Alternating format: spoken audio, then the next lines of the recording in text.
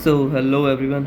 This is lecture 14 for the mathematical physics, in which we were studying the matrices. In the last lecture, we studied how to find a rank of a matrix, and we have seen that how we can determine from the Gauss elimination and back substitution method that a matrix has unique solution, infinitely many solution, and no solution. So as we now know that how to find the rank, now let's see another method to find if the matrix has a unique solution, infinitely many, or no solution by the help of rank of a matrix. So how can we find? So linear system of equations. We know that what are linear equations. So existence and uniqueness. A linear system equation in n unknowns. So n unknowns means as you have seen the two variable equation x plus y equal to something and 2x plus 3y equal to something, then that is two unknown system. So it can be n unknown also in the equations. Okay, so we can also determine same for them. So it has unique solution. These are the statements we conclude that the system will have the unique solution if the coefficient matrix and the augmented matrix have the same rank n. Okay, so we know what are the coefficient matrix, that is the coefficients of x, y, z and whatever unknowns we have. And augmented matrix, I already told you how to make augmented matrix. This is something kind of augmented matrix. This is called the augmented matrix. Okay, so if they both have the same rank, means this coefficient matrix and this whole matrix have the same rank, then we call that the system has unique solution. And it will have infinitely many solutions if the common rank is less than n. The common rank of this coefficient matrix and this whole augmented matrix, if less than the number of variables, then we call it will have infinitely many solutions. And it will have no solution if both the matrix have different rank, means this matrix have different rank and this whole matrix have different rank, then we'll call it that it has no solution at all. Okay, so we can take the examples. First example, so from here we can see that the rank of this coefficient matrix is 3 and this whole matrix have rank 3, so both have the same rank and number of variables are also 3, so this system will have the unique solution. Okay, now there is second case, means this coefficient matrix and whole matrix have same rank, this is 2 and this whole has rank 2, but we can see that number of variables is more than the rank is 2 and variables are 4, so we will have infinitely many solution in this case. Now we have rank of this matrix as 2 but whole matrix have rank 3, then we call it has no solution at all. Okay, because the rank of this matrix and whole matrix is not matching. So that's how we can just determine the how which type of solution we will get by just seeing the rank of the augmented matrix and the coefficient matrix. Okay, now we will see the properties of determinants and we will see how to find the inverse of matrix. This is we gonna start today. Okay, then and we will see the properties of determinant which are of second order, third order. We can calculate determinant of only the square matrices. That's why we are calling second order means 2 into 2, third order means 3 into 3, and third order means n into n order. Okay. So what is the determinant? A determinant of second order is scalar associated with 2 into 2 matrix. Means determinant of any matrix is nothing but a scalar associated with that matrix. Okay, so we can define it by, if we see for the 2 into 2 second order, then just multiply them minus them, so we'll get the determinant. For third order determinant, so scalar associated with 3 into 3 matrix, how we determine that? Take any row or column and just put this as and cut the other parallel, means the rows around it, and then the remaining one calculate the determinant of this, multiply with this a11, then determinant of this, and here is minus 1 to the power these numbers ij, means 1 plus 1 will give you minus to the power 2, so it will give plus 1, and here if 1 2 it will give minus 1, so you will have minus 1 here, a12, then these lines, cut these lines, take the determinant of these, then a13 will give you minus 1 to the power 4, that will plus 1, and cut these lines, determinant of this, okay, and this will give you the whole determinant of this matrix. And these are nothing but we call them minors. These determinants are called minors of, this is minor of a11, this is minor of a12, this is minor of a13. Just the absolute value of this, means not the absolute, means without the minus 1 multiplication, whatever we have here is called minor. When we multiply this with the minus 1 to the power ij, we call that cofactor of that element, means minus 1 to the power 1 plus 1 into this is called the cofactor, and separately this one is called minor. Okay, hope you get the thing. So cofactor of aij will be plus 4 and 1 1, because ij 1 1 will give you minus to the power 2, and here it will be minus plus, so it's just multiplication of minus 1 to the power ij in the minor matrix. Okay, so that is called the cofactor. Now to solve the linear equations, we have one more simpler and easy method to calculate the fast. Okay, fastly calculate. So that is called the Cramer's rules. Okay, this is nothing but solution of linear system of equations.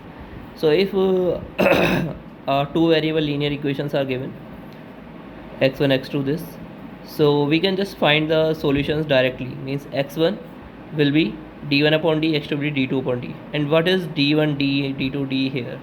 So d is nothing but just determinant of this cofactor coefficient matrix a11, a12, a21, a22, and d1 is nothing but how you will write. For 1, first write this one, this element b1 b2, then the remaining one, means you are finding this, so write coefficient of this one a12, a22, first this, then this one. For d2, write this as second place, means number of variable increasing, it will just increasing in the order, means for the first one it will be at the first column, for the second one it will be at second column, if there are 3 variables then it will be at third column, and whatever remaining will be written in the sequence as usual. Means for d2 b1 b2 write it at the second column, and then what will be remaining a11 a21, write them here as it is. Okay, hope you get the point. And here we can fit directly, we can calculate that x1 is nothing but d1 upon d, x2 is nothing but d2 upon d. Now if for the 3 variables, what will be d? D will be just determinant of these coefficient matrix, that will be nothing but a11, a12, a3, a21, a22, a3, and a31, a32, a33. Determinant of that will give you d, and d1 will be calculated as, first write this one as in the first column for the first one, and remaining one as it is, remaining one will be these, so a12, a22, and this one as. For d2, write this at the second place, and then the remaining one will be this and this, write as it is. Then for the d3, write it at the third column, then write them as it is, these two as it is. Okay, so it will be applicable for nth terms also. For the, if there are xn variables, then with the each dn, that will be at the last column. Okay, so that's how we will create the d1 d2 d3 dn, and d will remain same, and we can find the direct value from this x1 x2 x3 xn. Okay, xn will be dn by d. So also I wanna tell you that you can find the determinant of nth order also, means not just 3 by 3, 4 by 3, 4 by 4, 5 by 5. So how you find the 4 by 4? So there are one more element here and in this row here, so just take this first element, cut these rows and columns, then take the determinant of remaining one, that will be the 3 into 3 matrix, take the determinant of that one, then a12, cut these, and then 3 into 3 you will get 1 2 3, take the determinant of that, then a13, cut these rows, take determinant of these, then a14 here, cut these rows, and determinant of these, here are 3 elements more as it is. And if there are 5 into 5, then again you're gonna follow the same procedure, means then you will take you will have to take the determinant of 4 into 4, again you have to follow this procedure, means you can make it as long as you want. You can calculate the determinant of nth order also, n into n order. Okay, so I will get the point. So I take just two examples how to calculate determinant of this. It is simple, just take first element 6 to 12 minus 0 12, then take the second element, then multiply, this will 0, this will 0, and you can calculate the determinant, I know. So same if this type of given means you can see that this is a lower triangle matrix because upper terms are 0. So determinant will be nothing but just multiply these elements. 4 is 12, 12 5 is 60, minus 60. And it will be also like C, take first minus 3, then determinant of this 5 4 is 20, and 20 into 3 will give you 60, and all others are 0, so they will give you 0. So you can calculate the determinant from here. Now let me introduce to you some elementary row operations we already used in the previous lectures where we were discussing the Gauss elimination and back substitution method. So what are they? So what is allowed in a matrix? That is called the elementary row operation. What operations are allowed? Means interchange of two rows. We can interchange two rows. Why? Because if I write this equation first or this equation first, these things doesn't matter. Means I can also write this one as first, this one as second. So we can interchange the two rows. Addition of a constant multiple of one row to another means just multiply one row with something and add it to the another. That will won't affect the matrix. Then multiplication of a row by a non-zero constant C. These things are allowed in a matrix in the elementary row operations. Now what is the behavior of nth order determinant under these elementary row operations? What if we apply these operations on a determinant? Then what will be the effect? So if you interchange two rows inside a determinant, then the whole value of determinant will multiply with -1, means minus sign will came out. Okay. Addition of a multiple of row to another means just multiply 1 or 2 any integer or any number and add it to the another row, so that doesn't change the value of the determinant. Okay. Multiplication of a row by a non-zero constant C1 multiplies the value of determinant by C1. So if you multiply any row of a determinant with a number, any non-zero constant, then whole value of this determinant will gonna multiply with C, that number. Okay. So I hope you get the point. So there are some more properties here also. Transposition does not change the value of determinants, means A transpose will give you same value as the A. Okay, in the case of determinant. A zero row of column gives you zero value of determinant. So if you have any zero row, in the whole row you have 0 0 and column 0 0 0, then the determinant will be 0, of course. And you have proportional rows or column gives 0, means proportional rows like 2 3 4 and just multiply with 4 6 8, means ratio is same of both numbers in two rows, then we call it as then that determinant will have the 0 value. Okay. You already studied these properties in the elementary classes, the 11th 12th, but I also now trying to revise you. So if there are n equations and n unknowns, means equal number of equations, equal number of unknowns, and they are non-homogeneous. What are homogeneous? Means we have zeros in the right hand side. All the right hand side in the equations of linear equations, right hand side is 0. Then we call them homogeneous equation. And if they are not 0, any one is non-zero, then we will have non-homogeneous equation. So if determinant of that coefficient matrix is non-zero and it is a non-homogeneous equation, then it has a unique solution. Okay, means take example here, these b1 b2 are not 0. If they are 0, then we call this system as homogeneous equation. So if they are non-homogeneous and this a11 a12 a21 a22, this determinant is not 0, then this will have the unique solution. Now what if these are homogeneous equations? What if these are homogeneous equations and d is not equal to 0? D is not equal to 0, means these b1 b2 are 0 and this determinant of these coefficient matrix is not 0, then they will gonna have only trivial solution, and trivial solution is what? When x1 x2 is 0 0. Okay, so if you wanna have a unique solution or a non-zero solution, non-trivial solution, not the unique solution, non-trivial solution for this kind of situation when the equations are homogeneous, and this, so this determinant must have to be 0, a11 a12 a21 a22, this must have to be 0 for the non-trivial solutions.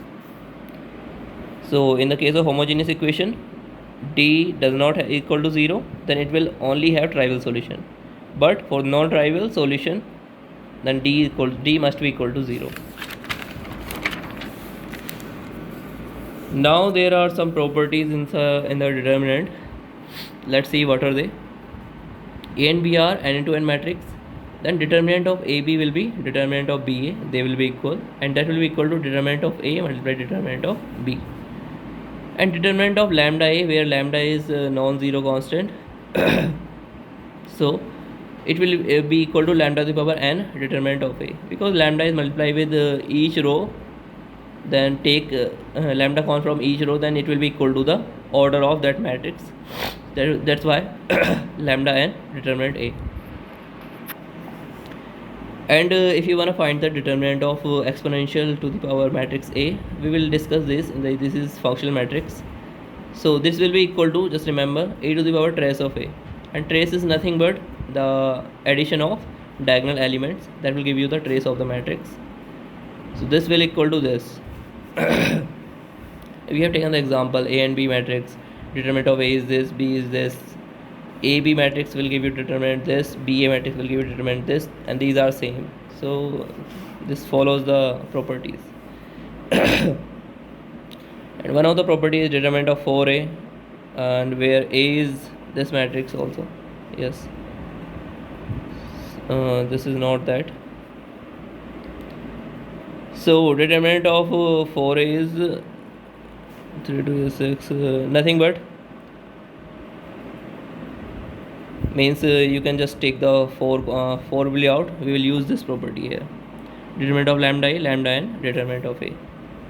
So take any matrix A. I didn't write A matrix here, so you can take any matrix. If it is 2 into 2 order, then 4 will came out with power 2, 16, multiply that determinant into that whole value. So this will be equal to this. Now if A is this matrix, then determinant of this matrix is, okay, this is nothing but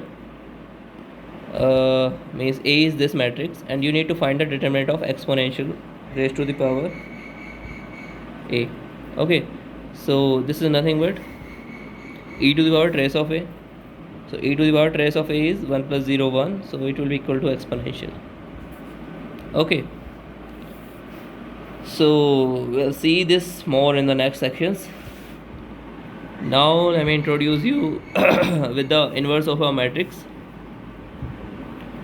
The inverse of a n into n matrix A equal to, when matrix is given A equal to this, then what will the inverse of this? We denoted by A, this minus 1 sign, is n into n matrix such that A inverse equal to A inverse A will be equal to I, that is identity matrix of order n.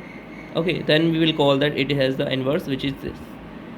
If A has inverse, then A is non-singular matrix. If inverse of A exists, then we will call that matrix as non-singular, and if inverse of A does not exist, then we call that singular matrix. Okay, and A inverse is given by this formula, 1 upon determinant A, Cij T. Here Cij is cofactor matrix with transpose. This is nothing but adjoint of A. Okay. So we will see this example in next section. Today we will end here.